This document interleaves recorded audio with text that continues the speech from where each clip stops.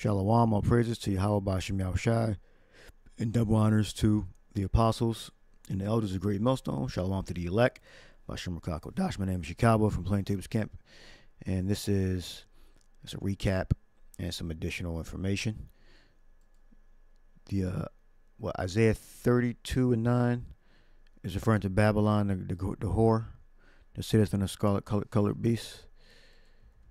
So I'm gonna play some of the video, and it's going into Babylon, America, circling a drain. Shalom, all praises to Yahweh Bashem Yahushua from Plain Tables Camp, and not the black woman.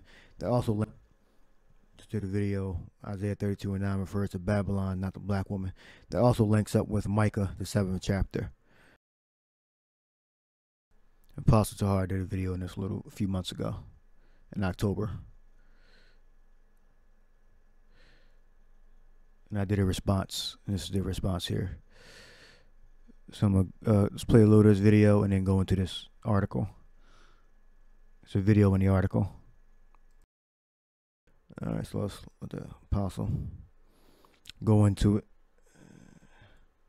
All right, so basically, Isaiah 32:9 is referring to Babylon the Great and the suffering that's going to come on Babylon the Great. All right, yes, and we're in it. We're the black woman, the Judah, Benjamin, Levi, all the tribes we're in. But when it starts talking about the lament for the teats, it goes into the degradation. That's referring to the destruction of Babylon. All right, circling a dream. All right, before the missiles come, it starts talking about it says, in a short time, in a little more than a year, you careless women will suddenly begin to care, for your fruit crops shall fail, and the harvest shall never take place.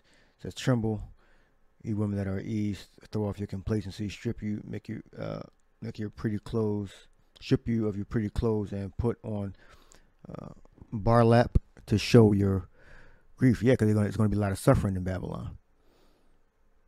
And beat your breasts in sorrow for your bountiful farms and your fruitful grapevines, for your land will be overthrown with thorns and briars, and your joyful homes and happy towns shall be gone. All right, so it's leading up to the complete destruction of Babylon the Great. All right, so the elder speak. It says Isaiah 32:9 refers to Babylon the Great, not the black woman. All right. Prediction of Babylon's fall. Okay, so here we at the 9th verse. This is a famous verse. Listen, you women who lie around in ease. Listen to me, you who are so smug. Now we use that for these women, and it doesn't. We can use that. We could, scriptures can be used twofold, right? But it's really the woman is talking about that woman that sitteth upon the scarlet-colored beast. That's what it's really talking about when it says you women that are at ease. It says, rise up, ye women that are at ease. Hear my voice, you careless daughters. Give ear to my speech. So it's referring to the woman that sits on the scarlet-colored beast, like the apostle said. All right. America. All right. Many days and years shall you be troubled, you careless women, for the venture shall fail, and gathering shall not come. And then the other apostle goes into the economic downfall. So America's slowly circling a dream. All right, you get that, and then it links up with Micah also. Same difference. All right, so that was a recap on that. So you can search for on my page for the full video.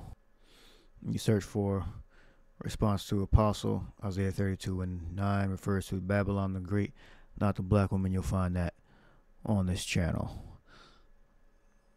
The full video. And it's to alienate more of America's allies in the EU and NATO. Biden signs executive order strengthening sanctions against Russia's military industrial base. Now, Biden signs executive order allowing further sanctions enforcement on Russia. I think when I was searching for it, it said that they are sanctioning countries that do business with Russia. Let me see. So if they continue to alienate their European allies, eventually what's going to happen, well, they are, and eventually what's going to happen is that those nations that have nuclear power want to shoot their nuclear fire on Babylon, America. All right.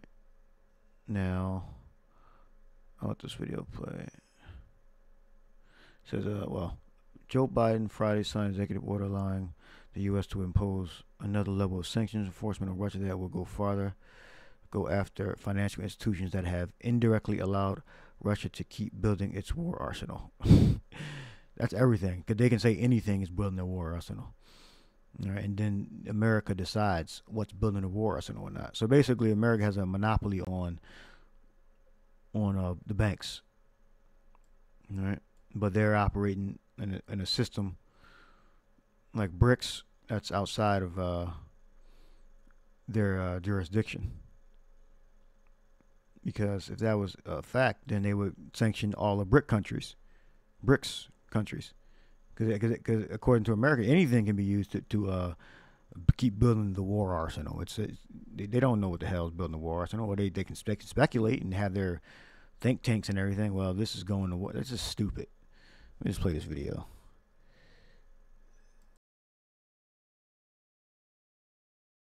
Vladimir Putin saying there will be no peace in Ukraine until Russia reaches its goals. He says Russia wants what he calls demilitarization and neutral status for Ukraine. In other words, surrender. For the first time since Russia invaded Ukraine, Putin held his year-end press conference voicing confidence in his combat goals. Russian state media says at least 2 million questions were submitted to the event, which lasted more than 4 hours. ABC News' Patrick Reevell has more. Hi, Elizabeth. This was Putin's annual marathon press conference, and he skipped it last year for the first time in years when the war in Ukraine was going very badly for Russia. That he held it this year suggests he feels more back in control.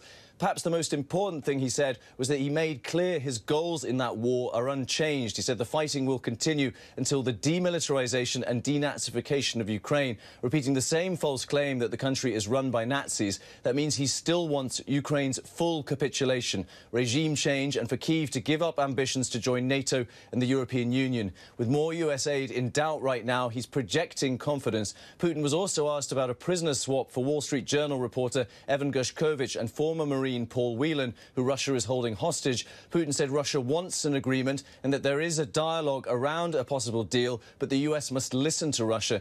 And just this month, the US said Russia had rejected a substantial offer for Gershkovich and Whelan.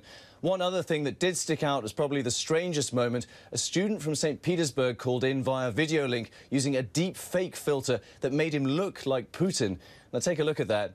Я студент и учусь в Санкт-Петербургском государственном университете. Хочу спросить, правда ли, что у вас много двойников? Yeah, you see that? They can do that to anybody. They can do that to anybody. So they can put our elders, apostles, our face on through their software and make us look like we took responsibility for some type of crime. All right.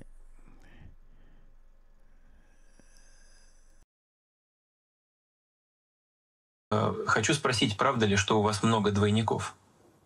И еще, как вы относитесь к тем опасностям, которые несет? Да. Вот я смотрю, вы можете быть на меня похожи и говорите моим голосом. Но я подумал и решил, что похожим на себя и говорить моим голосом должен только один человек. That was a reference to rumors that have become increasingly popular on the Russian internet that Putin has multiple body doubles. The Kremlin has denied it, but clearly today shows they're aware of how widespread those rumors have become. Elizabeth? Yeah, so it's propaganda that, in my opinion, that Russia is losing the war or has ever been losing the war in Ukraine. And when Ukraine is defeated, I'm hearing rumors about, well, that means NATO is useless unless they start escalating, into a war. It's useless because they failed to aid one of their proxies, Ukraine, into waging war against Russia. So that's going to further be a domino effect on the no confidence in the beast, all right, in the dragon, and eventually they're going to shoot their nuclear fire. All right, and before that, you're going to have the implementation of the RFID microchip. All right, so I'll leave that there. Hope you edified. Shalom.